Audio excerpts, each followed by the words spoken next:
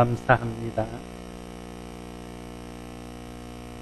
어떤 사람이 즐겨 쓰는 단어들을 잘 살펴보면 그 사람의 관심과 가치관이 어디에 있는가 하는 것을 짐작할 수 있을 것입니다.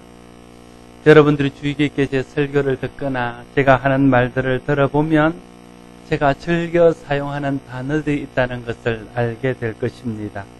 혹시 아십니까? 몰라도 괜찮습니다. 제가 많이 사용하는 단어를 생각해 보면 제가 어떤 데 가치를 두고 있고 어떤 데 관심이 있는가 하는 것을 짐작할 수 있을 것입니다.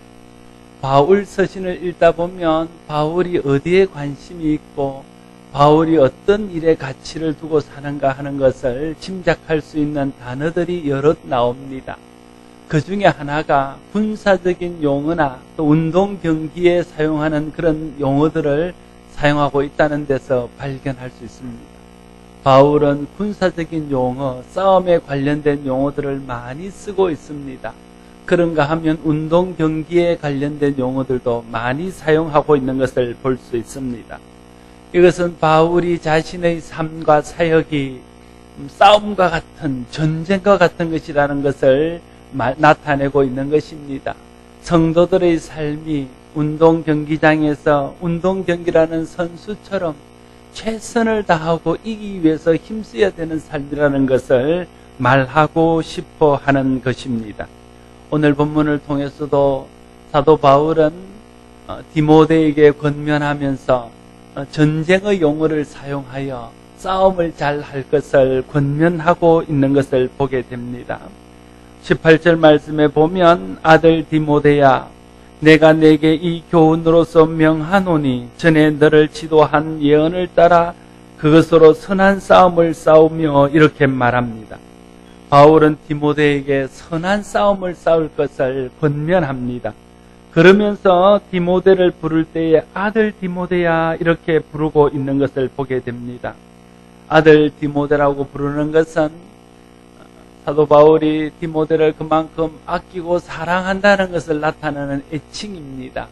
그러나 단순히 사랑하고 아껴서 하는 애칭 이상의 의미가 있는데 그것은 디모데를 그만큼 신뢰하고 믿는다는 그런 호칭이기도 할 것입니다. 몇 해 전에 청년들을 데리고 수련회를 갔을 때에 청년들이 이름표를 만들었습니다. 그리고 제 이름표도 하나 만들어서 줬습니다. 근데 제 이름표의 이름에 목사님 이렇게 쓰든지 점잖하게 김목희 목사님 이렇게 써서 줘야 될 텐데 전혀 엉뚱하게 제 이름표를 아빠 김목희 이렇게 써가 줬습니다. 어쩌면 청년들은 별 생각 없이 재미있게 한다고 그렇게 아빠 김목희라고 썼는지 모르지만 적어도 그 이름표를 받아든 저는 생각이 좀 많이 달랐습니다. 이 아이들이 나를 아빠로 생각하는구나 그런 생각이 있었습니다. 그렇지 이 아이들이 단순히 우리 교회 청년의 회원들이 아니라 내 아들들이고 내 딸들이지 그런 마음이 들었습니다. 그런 마음이 드니까 아이들이 더 사랑스럽고 이 아이들의 신앙과 영혼을 내가 책임져야 되겠다 하는 그런 사명감에 불탔습니다.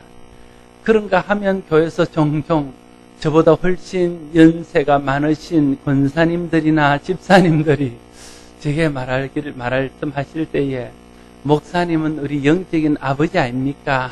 영적인 부모님 아닙니까? 이렇게 말할 때가 있으면 좀 당황스럽기도 합니다.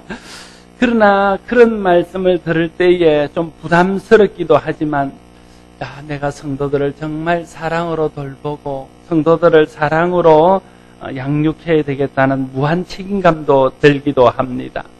바울이 디모데를 향하여 아들 디모데라고 부를 때도 그런 마음이 아니었을까 생각이 됩니다. 바울은 사랑하는 아들 디모데에게 내가 내게 이 교훈으로서 명하노니 전에 너를 지도한 예언을 따라 그것으로 선한 싸움을 싸우며 이렇게 권면하고 있는 것을 보게 됩니다. 선한 싸움이라는 것은 예수 그리스도의 십자가와 부활의 복음을 전하기 위해서 치러야 되는 영적인 싸움을 말합니다.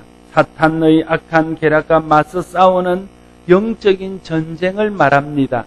선한 싸움의 궁극적인 목적은 하나님의 영광을 드러내고 하나님의 뜻을 이루는 것입니다. 복음을 전하기 위해서 우리는 이 싸움을 싸워야 합니다. 교회와 성도들을 무너뜨리기 위해서 호시탐탐 노리고 있는 마귀의 공격을 막아내고 성도와 교회를 지키기 위해서 우리는 이 싸움을 싸워야 합니다.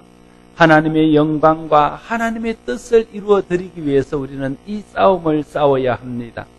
그런데 이 싸움은 우리 힘만으로 쉽게 이길 수 있는 그런 싸움이 아닙니다. 왜냐하면 이 싸움은 치열한 영적인 전투이기 때문에 그렇습니다. 그래서 바울은 이 선한 싸움을 싸워서 이길 수 있는 비결을 오늘 본문을 통해서 몇 가지로 교훈하고 있습니다. 바울이 말하는 선한 싸움에서 싸워 이길 수 있는 비결은 무엇입니까? 전에 너를 지도한 예언을 따라 그것으로 선한 싸움을 싸우는 것이라고 오늘 바울은 말합니다. 디모데전서 4장 14절 말씀에 보면 내 속에 있는 은사 곧 장로의 회에서 안수를 받을 때에 예언을 통하여 받은 것을 가볍게 여기지 말며라는 권면이 나옵니다. 디모데가 사역자로서 장로의 회에서 안수를 받았습니다. 그때에 하나님의 영이 충만한 사람들이 예언을 하고 그를 통하여 디모데가 성령 충만을 받고 성령의 권능과 성령의 은사들을 경험하게 되었습니다.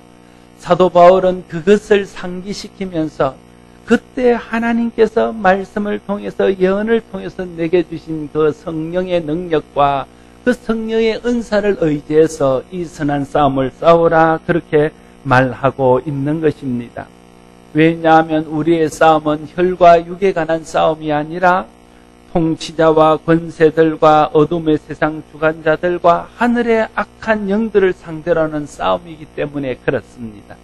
다시 말해 사단과 맞서 싸우는 영적인 싸움이기 때문에 하나님의 영이요 그리스도의 영이신 성령을 의지하고 성령이 주시는 지혜와 성령이 주시는 능력과 성령이 주시는 은사로 선한 싸움을 싸워야 한다 하는 것입니다. 우리가 인식하고 있든지 그렇지 못하든지 간에 모든 믿는 사람들은 다 이런 영적인 싸움을 치르고 있는 가운데 있습니다.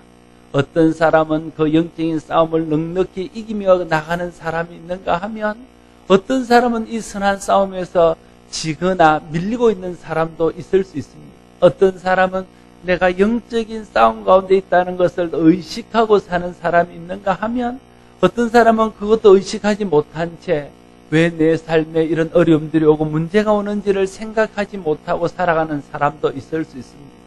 그러나 어찌되었든지 간에 믿는 순간부터 우리는 사단과의 영적인 전투 가운데 있는 사람이라는 것을 알아야 됩니다. 다시 말하면 우리의 영혼을 노리는 사단의 유혹과 공격을 막아내야 하고 또 예수 알지 못하는 사람들에게 복음을 전해서 그들을 구원해야 하고 교회를 무너뜨리려 하는 사단의 공격과 맞서서 교회를 지키기 위해서 노력하는 그런 삶을 살아가고 있고 또 그런 삶을 살아야 한다는 것입니다. 이것이 바로 영적인 전쟁입니다. 영적인 싸움에서 승리해야 우리의 영혼이 하나님의 은혜와 복을 누리며 살아갈 수 있습니다. 영적인 싸움에서 승리해야 날마다 하나님의 뜻을 이루어 드리며 다른 사람의 영혼을 구원하는 일들을 할 수 있습니다.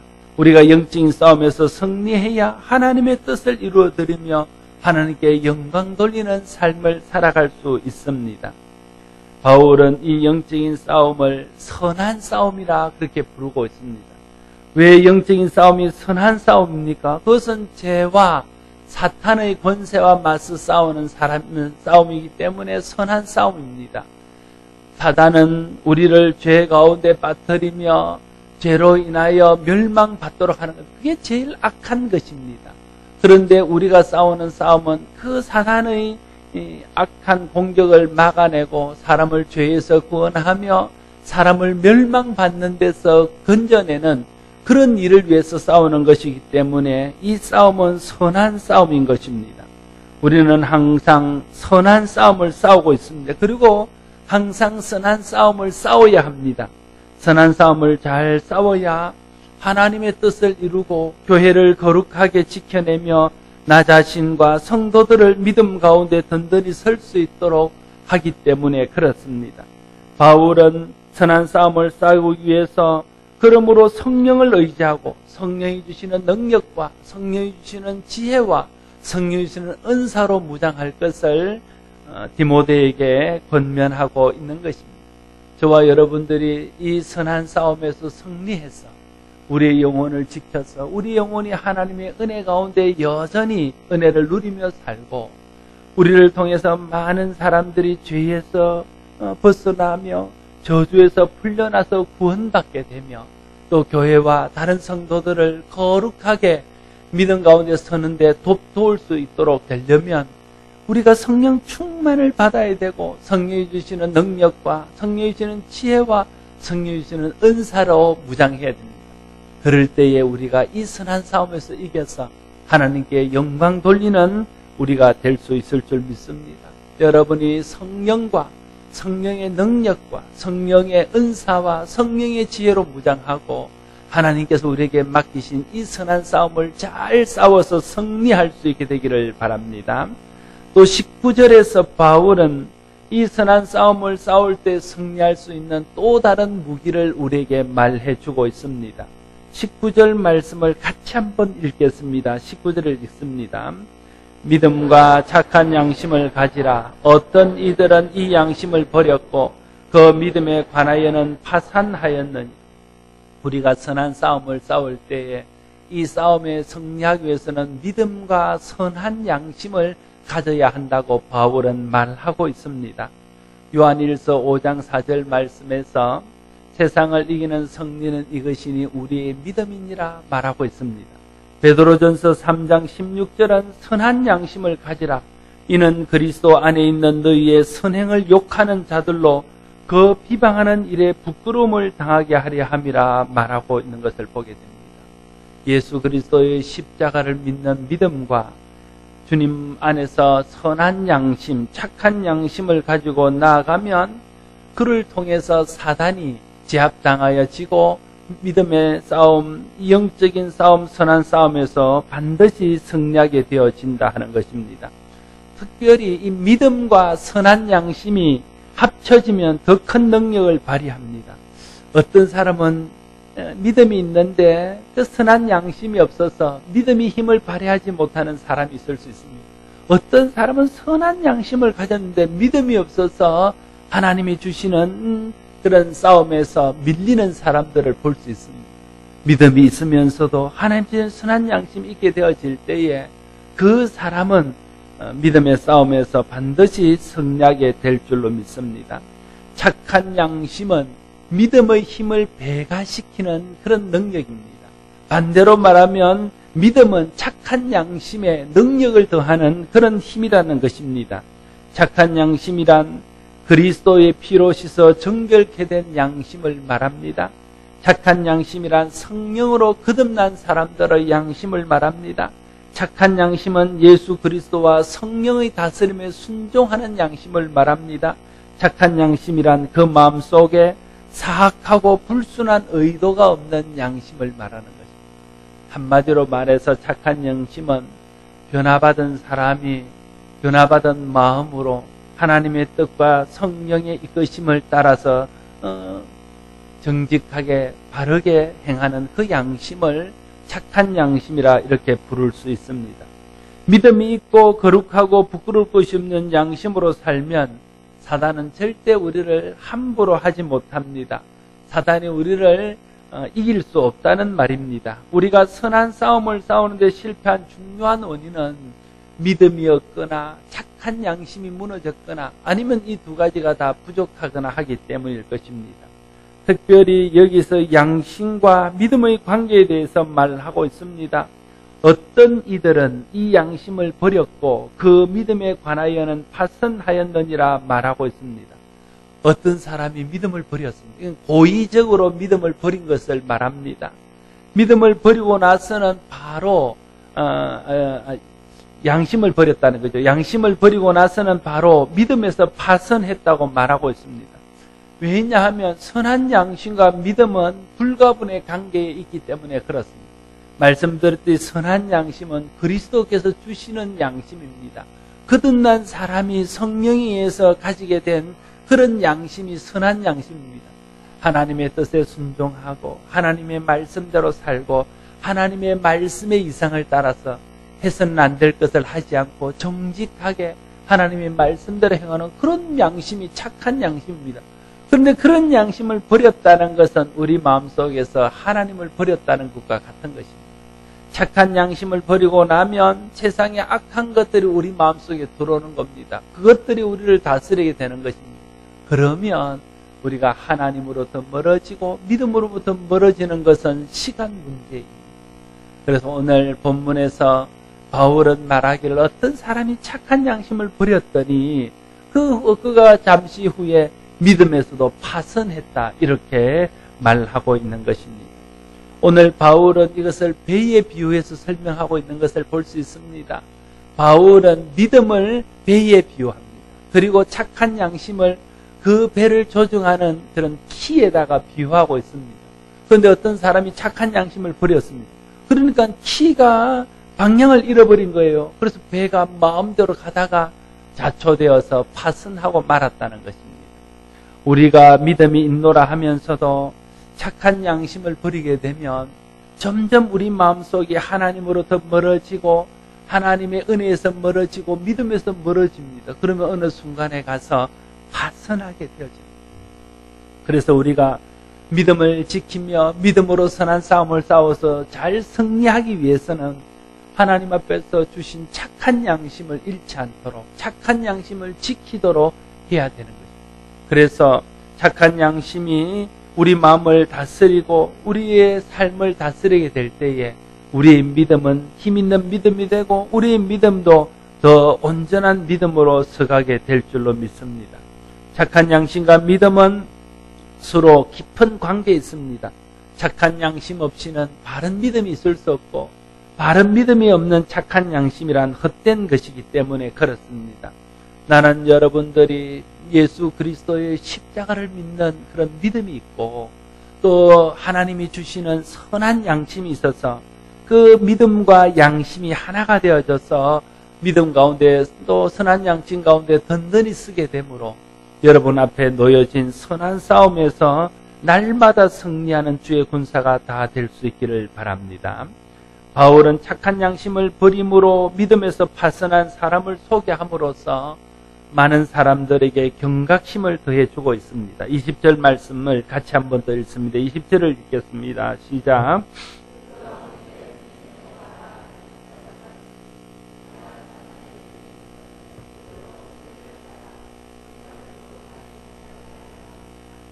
이 후메네오라는 사람이 나오는데 후메네오라는 사람은 디모데후서 2장 17절에도 나오는 인물입니다. 이 사람은 교리적으로 잘못된 그런 생각을 가지고 사람들을 가르쳐서 사람들을 신앙적으로 흔들어 놓았던 사람입니다. 도덕적으로도 아주 망령되고 헛된 말을 함부로 해서 사람들을 미혹했던 그런 사람입니다.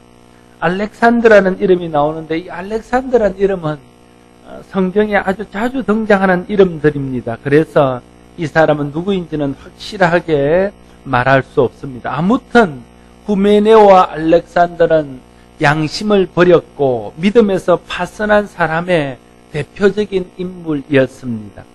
성경에는 바울과 디모데 같은 좋은 믿음의 본이 될 만한 사람들의 이름도 나오지만 이 후메네오와 알렉산더 같은 나쁜 본이 되는 이름도 나오고 있다는데 우리가 좀 주목할 필요가 있습니다.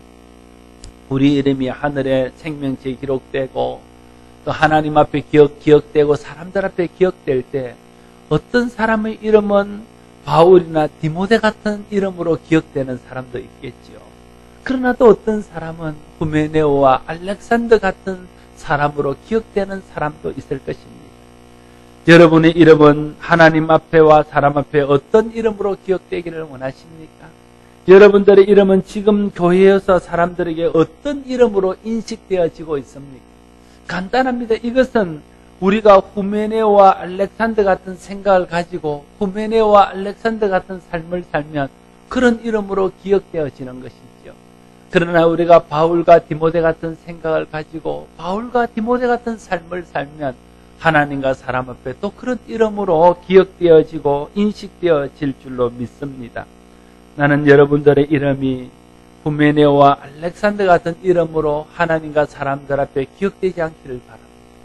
여러분의 생각이 성령 안에서 변하고 성령이 주시는 능력과 성령이 주시는 지혜와 은사를 따라서 선한 싸움을 싸우고 믿음과 착한 양심을 가지고 하나님 기뻐하는 일을 위해서 살아가므로 여러분의 이름이 바울이나 디모데 같은 이름으로 하나님과 사람들 앞에 기억되어지기를 바랍니다. 바울은 후메네오와 알렉산더에 대해서 내가 사탄에게 내어준 것은 그들로 훈계를 받아 신성을 모독하지 못하게 하려 함이라 말하고 있는 것을 볼 수 있습니다. 사탄에게 내어줬다는 말이 무엇입니까? 바울은 후메네오와 알렉산더를 사탄에게 내어줬대요. 사탄에게 내어줬다는 것은 교회 용어로 말하면 교회에서 출교시켰다는 뜻입니다.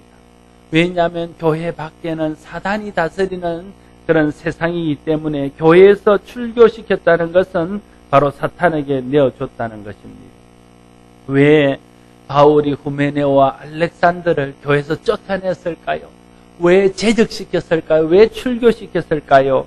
그들로 훈계를 받아 신성을 모독하지 못하게 하려고 출교시켰다. 이렇게 말하고 있는 것을 보게 됩니다. 이 말 속에는 두 가지 목적이 있다. 하나는 후메네오와 알렉산더 그 사람들을 위해서 출교시켰다는 거예요.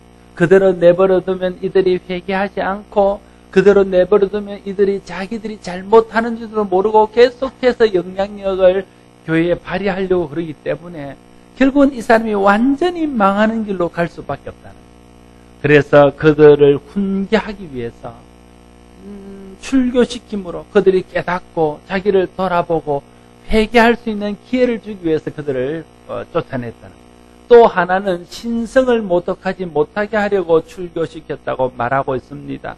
이 말은 다르게 말하면 교회의 거룩함을 지키고 하나님의 영광을 지키기 위해서 그랬다는 거예요. 그들을 놔두면 하나님의 영광이 땅에 떨어지고 교회가 시험에 들게 되고 많은 사람들이 그로 인해서 상처를 받기 때문에 그 사람들을 출교시킴으로 교회를 지키고 성도들을 지키기 위해서 출교시켰다 하는 것입니다.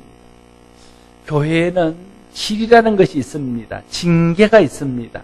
그런 교회법에 의해서 교회가 하는 질의들이 있습니다. 요즘은 물론 잘 하지 않습니다. 그러나 우리가 이것이 있다는 것을 알고 그것의 정신은 우리가 잊지 말아야 한다는 겁니다. 예를 들면 교회법에 나오는 질의에는 견책이라는 게 있습니다. 이건 아주 가볍게 잘못했을 때 장애가 불러서 그러지 마, 그러지 마세요, 그러면 안 됩니다. 이렇게 말하는 건 견책입니다. 다 이러는 것입니다. 학교로 말하면 정학 앞에 뭡니까? 당해보신 분들이 있으면 아는데 잘 몰라. 근신이잖아요. 근신. 예, 제가 당해봤기 때문에 근신이라는 게 그게 바로 견책입니다. 먼저 불러서 근신시키는 거죠. 교회에서 조용히 하세요. 교회에서 그렇게 하면 안 됩니다. 교회에서 그러는 것은 하나님 영광을 가리고 교회를 힘들게 하고 성도들 시험 들게 하는 겁니다. 그러면 안 돼요. 그걸 이제 먼저 말하는 겁니다. 그런데도 말을 듣지 않거나 혹은 또 더 큰 범죄를 취하는 사람이 있으면 수찬정지를 시킵니다. 수찬정지라는 것은 성찬식에 참석을 안 시키는 겁니다. 성찬식에 참석해도 성찬을 받지 못하도록 하는 것입니다. 그건 아주 큰 징벌입니다. 그를 통해서 자기를 돌아보고 또 교인들 앞에서 뭔가 모델을 삼는 것이죠. 이런 죄를 지으면 이렇게 됩니다. 그걸 보여주는 것이죠. 그래도 듣지 않고 그래도 그보다 더 큰 죄를 저지르면 출교를 시킵니다. 교회에서 제명시키는 것이죠. 그를 통해서 교회를 지키면서 또 그 사람으로 하여금 자기를 돌아보고 회개할 수 있는 기회를 주는 것입니다. 우리 대한예수장로회 교회법에는 어떨 때 이런 징계를 내릴 것인가에 대해서 징계를 받을 사람들에 대해서 몇 가지로 말하겠습니다. 한번 들어보십시오. 혹시 여러분이 이게 해당되지 않는지. 예배를 방해하는 사람, 또 이단에 동조하거나 참여하는 사람, 신앙과 행위가 성경과 교회법에 위반되는 사람, 기독교인으로서 심히 부도덕한 행위를 했을 때, 타인에게 범죄하게 한 행위, 치리의 석상에서 폭언, 폭행, 기물파괴를 한 행위, 이럴 때 징계를 할 수 있다. 우리 교회법은 이렇게 말하고 있습니다. 왜 교회가 이런 사람을 징계해야 할까요? 첫째는 징계받아야 되는 당사자들이 회개하고 돌이킬 수 있는 기회를 주기 위해서 징계하는 것입니다. 징계의 첫 번째 목적은 징계받는 사람을 바르게 하기 위해서 그렇습니다. 여러분 자녀들을 징계하지 않습니까? 자녀들을 징계할 때 징계의 첫 번째 목적은 무엇입니까? 부모의 화풀이를 하면 그건 잘못하는 것입니다. 남편한테 당한 스트레스를 자녀한테 푼다고 하는 것은 그건 이상한 거예요. 그건 징계가 아닙니다. 그렇지 않습니까? 징계의 첫 번째 목적은 잘못한 아이의 잘못을 고쳐주기 위해서 하는 것입니다. 교회의 징계도 마찬가지입니다. 첫 번째 목적은 잘못한 사람이 깨닫고 돌이켜 회개할 수 있는 기회를 주기 위해서 그렇게 하는 것이죠.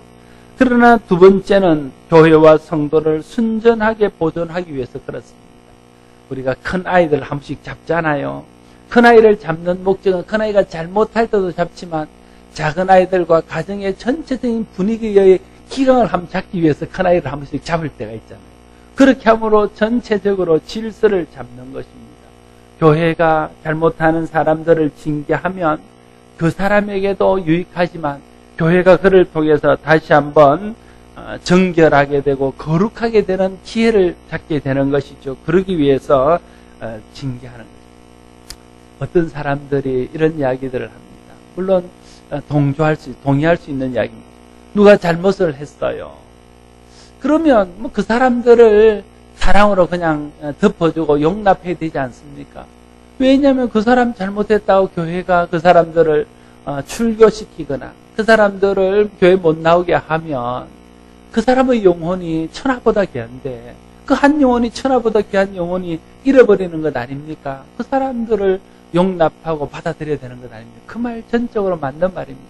왜냐하면 한 영혼이 천하보다 귀하기 때문에 그렇습니다. 그러나 여러분 그 사람의 영혼을 봐서는 그렇게 하는 것이 맞습니다. 그러나 뒤집어 놓고 생각을 해보면 그 사람 때문에 많은 사람이 상처를 받고 그 사람 때문에 많은 사람이 시험을 두고 그 사람 때문에 교회가 혼란하고 어려움을 겪게 된다면 그 사람 때문에 시험받는 사람의 영혼은 그럼 누가 책임져요? 그 사람 때문에 상처받는 영혼, 그 사람 때문에 낙심하거나 실족한 영혼은 그럼 어디 가서 보상받을 수 있나요? 그 한 사람의 영혼도 귀하지만 그 사람에 인해서 상처받는 많은 사람의 영혼도 똑같이 귀하다는 거예요. 그래서 징계가 필요합니다. 그래서 그런 치리가 필요하다 하는 것입니다. 그냥 두면 그 사람은 회개하지 않습니다. 그래서 치리를 통해 문제를 일으킨 사람이 근신하고 회개하도록 해야 됩니다. 또한 치리를 통해 그런 사람으로 인해서 상처받고 시험 들고 실족하는 사람이 없도록 해야 된다는 것입니다.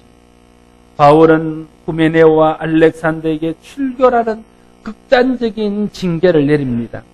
바울이 영혼을 사랑하는 마음이 없어서 그랬겠습니까?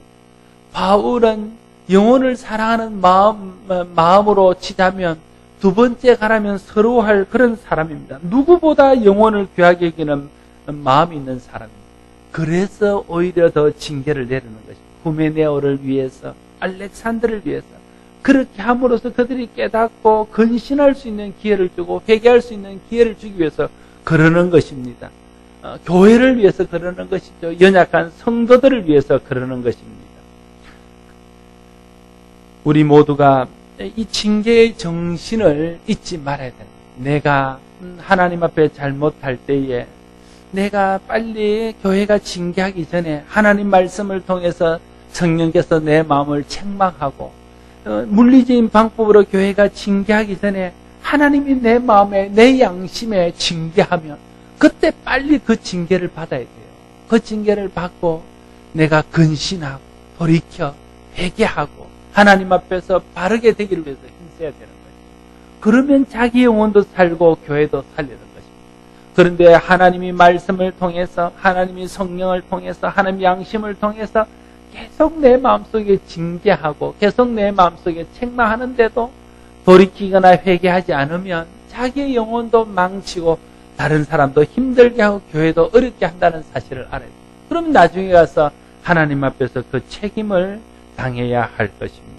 우리 모두가 자기 자신을 위해서 또 다른 사람을 위해서 교회를 위해서 하나님이 내 마음속에 잘못을 지적하고 또 하나님께서 양심을 통해서 말씀을 통해서 성령을 통해서 나의 잘못된 것들을 깨닫게 할 때에 빨리 돌이켜 하나님이 영적으로 하시는 징계를 받음으로 자신도 유익하게 하고 교회와 다른 사람도 유익하게 할 수 있는 저와 여러분 모두가 될 수 있기를 바랍니다.